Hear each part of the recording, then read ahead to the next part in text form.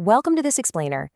Beneath the quiet, totally ordinary streets of a peaceful little town lies what has to be one of the most astonishing secrets in all of human history. We are talking about an entire ancient city built deep, deep beneath the earth. And I mean a complete city with homes, communal kitchens, even schools. It honestly sounds like straight up science fiction, but it is entirely real. For centuries, this massive subterranean world was just sitting there totally hidden. And the crazy thing is, it wasn't discovered by some team of highly trained archaeologists searching for ancient treasure.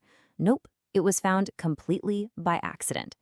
In 1963, a local guy in Turkey was just renovating his home. He took a sledgehammer, knocked down a wall in his basement, and suddenly found himself staring into a mysterious dark tunnel.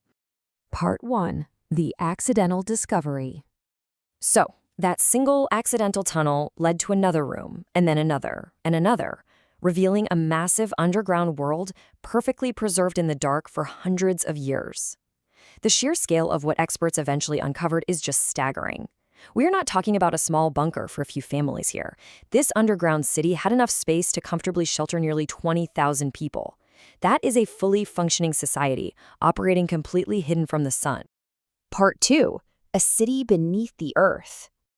To really wrap our heads around this marvel, we have to look right beneath the beautiful, famous landscapes of Cappadocia, Turkey.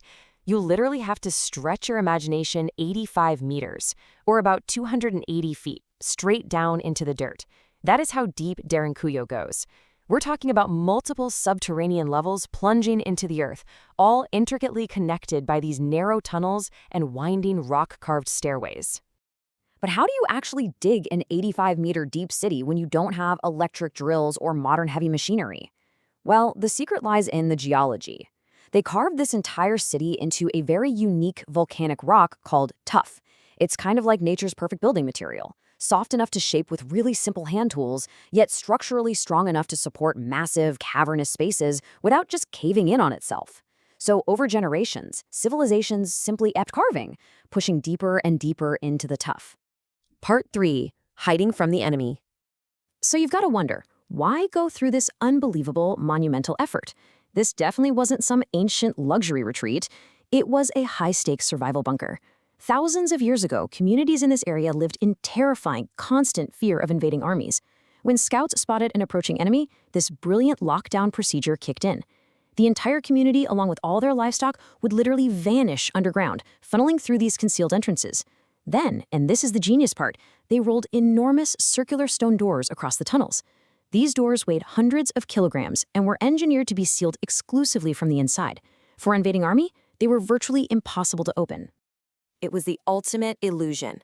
Above ground, invaders would arrive to what looked like a complete ghost town. Empty streets, abandoned homes, absolutely zero sign of life. They'd search the area, get confused, and eventually just move on. But simultaneously, just meters below their boots, an entire community of 20,000 people was surviving perfectly undetected. They were cooking meals, tending to their animals, basically living their lives in secret while the enemy literally walked right over their heads.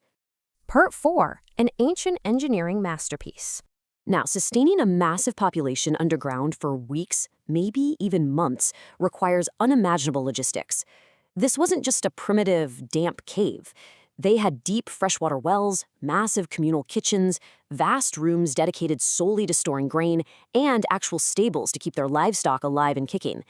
They even carved out wine cellars, oil storage rooms, schools for the children, and these magnificent churches directly into the rock. They had absolutely everything they needed without ever having to see the sun. And every single inch of this architecture was tactical. Defense was literally engineered into the very walls. For instance, many of those connecting tunnels were deliberately carved incredibly narrow. Why? Well, if an enemy actually managed to breach the doors, they were forced into a single-file line, creating this perfect choke point that made them incredibly easy to defend against. Plus, those freshwater wells I mentioned, they could only be accessed from the inside, ensuring the enemy up on the surface couldn't poison or cut off their water supply during a long siege. But all of this brings us to what I consider the absolute most fascinating engineering hurdle of the whole shebang.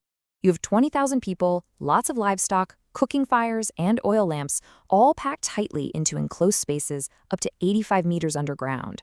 So the absolute crucial question is, how do they breathe? Without fresh air, a bunker this packed would turn into a death trap in no time at all. The magic number is 50.